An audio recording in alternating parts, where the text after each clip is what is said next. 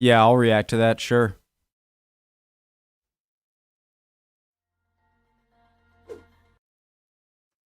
101-year-old veteran loops legendary World War II aircraft.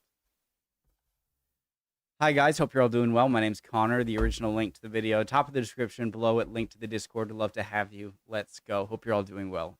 This is crazy. Okay. How do you imagine yourself spending your 101st birthday? For most of us, it's likely to be a pretty quiet affair. But then most of us aren't World War II veteran Bernard Gardner. He celebrated 101 years on this earth by taking to the air in the world's only two-seater Hawker Hurricane, a plane he used to fly during the war, but hasn't flown in more than 80 years. The flight, which took place at Duxford Airfield, was organised by the Hawker Typhoon Preservation Group, an organisation dedicated to rebuilding and flying a Hawker Typhoon, a British single-seat fighter bomber. And it was the perfect way to celebrate Bernard's birthday and to thank him for the role he's played in helping the organisation fundraise. Chocks away.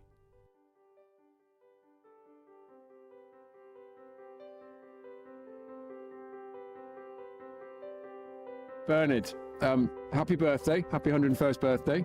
Yes. I was going to get you a birthday card, but we arranged for you to fly in Hurricane again. I really appreciate having that. Not the same on the mantelpiece, but No. so, And how was the flight? oh, really enjoyable. Really great to feel up there in a hurricane and do a stoop turn and run the clouds.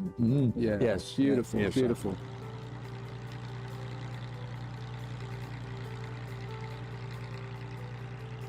And the last time you flew a Hurricane was in July 1944. Yes. That's a few years ago. Quite a few years ago. So isn't it? how was it coming back to the Hurricane now after all those years? Yes, I really enjoyed it. I felt quite at home.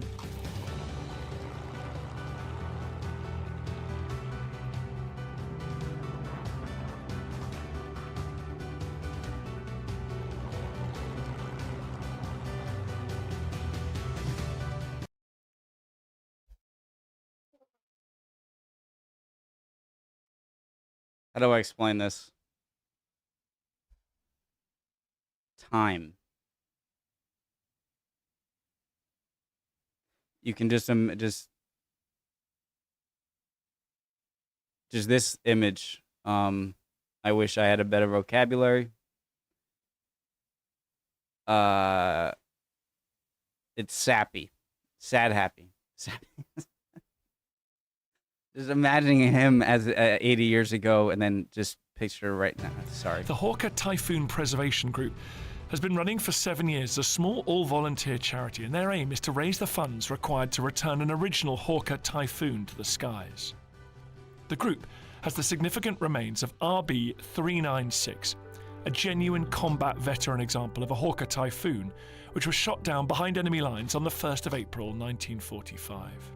They want to rebuild the plane and get it in flight as a living, breathing memorial to the servicemen and the pilots who gave their lives during the Second World War.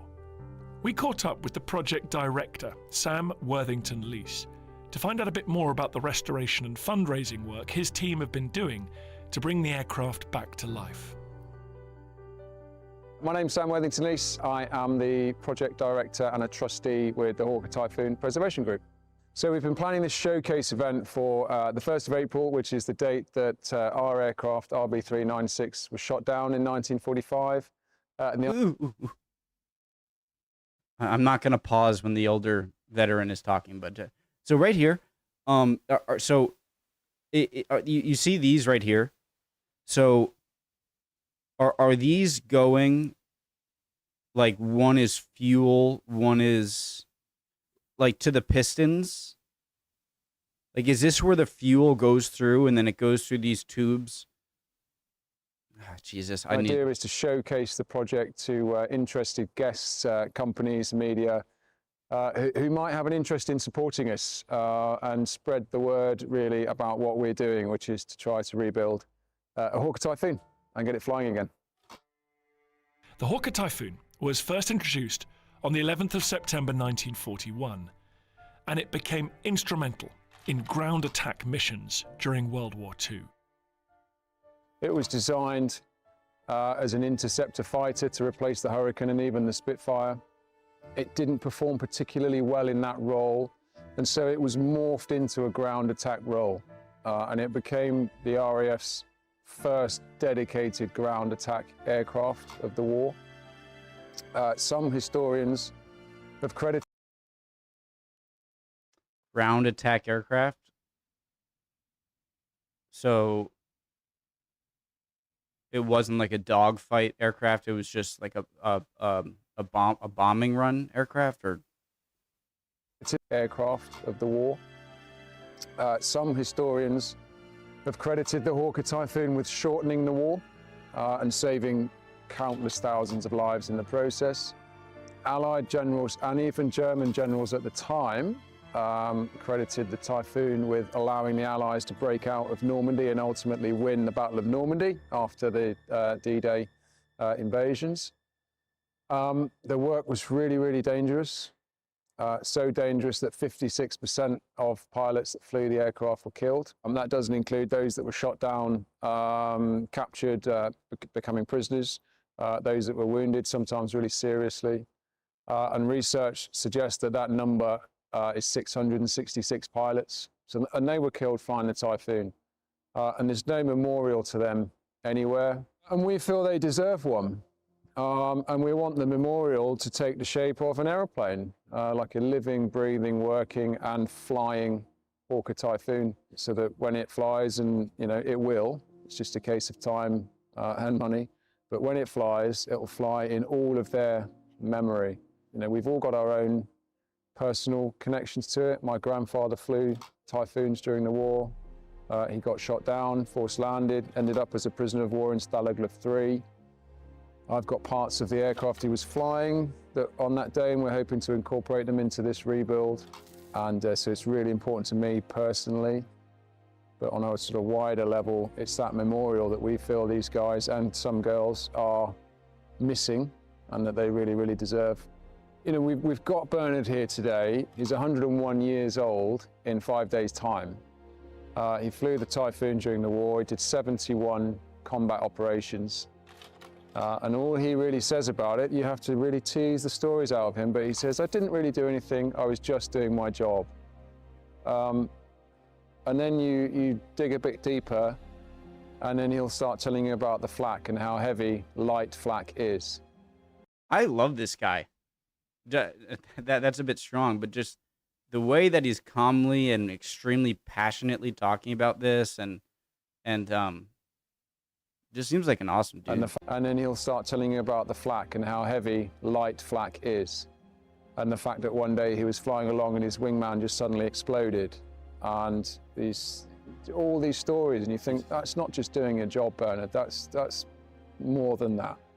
So there's not many of them left with first-hand experience of what that was like. So I think it's important for us, everyone, at the very least, to just remember what they did. But if you don't create some way of facilitating that memory, then it's going to disappear. As they all pass on, which unfortunately they will, if there's no direct link and then nothing physical to remember it, no records kept, it will just disappear. And all their sacrifices then will be in vain, and that's just not right. I remember seeing a Victoria's Cross documentary, and I remember that they had the living World War II or maybe Korean Victoria Cross people, and they just seem like the most humble, down to earth, just regular people ever. No one's like, yeah, oh yeah, I was doing this. Oh my! They were just like, oh yeah.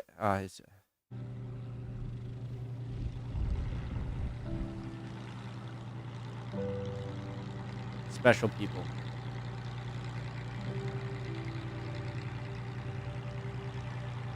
You flew the Spitfire before, Yes. a couple of years ago, because you didn't fly that during the war. And you weren't able to loop the Spitfire, but today You looped the Hurricane. Yes.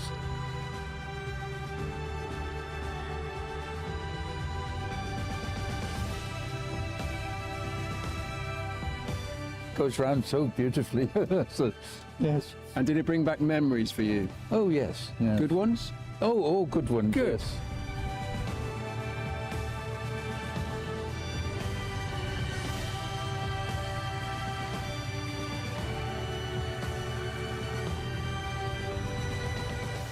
Because I enjoyed flying the airplane, it changed my career in the Air Force because I was detailed to go out and practice forced landings in the Tiger, and but that was no fun for me. So I went and read up in the RAF manuals flying how to do loops, and so I quite practiced in doing loops all on my own. And then comes a time when I was due to start doing aerobatics officially with an instructor, and he did a loop with me following through on the controls, and he said, right, now you do a loop. So I did a loop and did the perfect loop where you hit the slipstream you made on the way up, on the way back down again. And he said, do that again. So I did it again and hit the slipstream. He said, you're for fighters. And after the Hurricane, Bernard, you went on to fly the Typhoon. Operationally, 71 combat operations in the Typhoon. Yeah, that's right. Yeah. We've spoken about that before, and it's absolutely fascinating. What does it mean to you to know that we are returning a Hawker Typhoon to the air? Because there are none. Yeah, are you looking forward to it? How does it make you feel to know that it is? Oh, I would love to see it. I'd love to fly it, but I don't think they'll let me do that.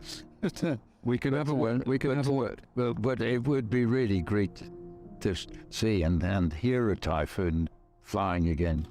One of the things that was so unique about the Hawker Typhoon was the sound of its engine.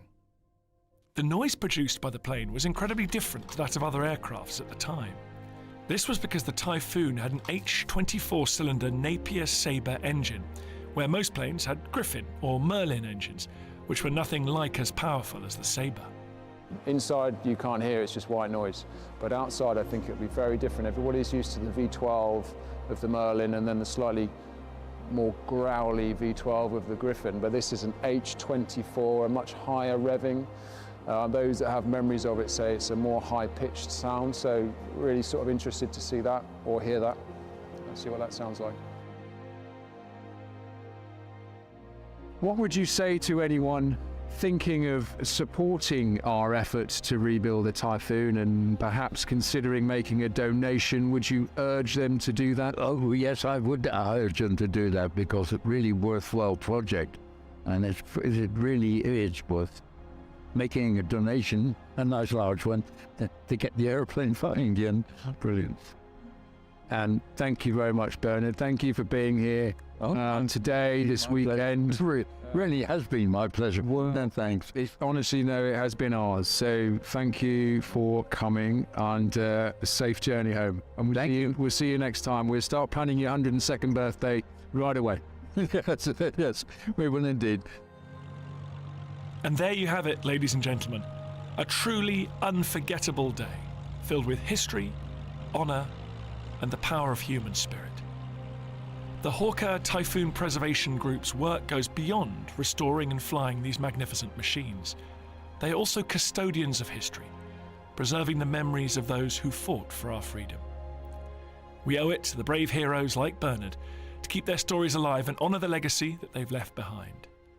If you'd like to support the restoration project, please follow the link in our description. Thanks for watching this video on the History Hit YouTube channel. You can subscribe right here to make sure you don't miss any of our great films that are coming out. Thanks, Dan. Or if you are a true history fan, check out our special dedicated history channel, historyhit.tv. You're going to love it. You're going to love it. Considering Holy moly. First of all, I want to say this guy seems like an amazing human being. I just get a feeling that just the way he talks, amazing. But he's 101. He seems 80, you know? He's still so sharp and with it. And the really sort of emotional images were just seeing him in the cockpit and just seeing the age on his face and thinking, imagining, or uh, it-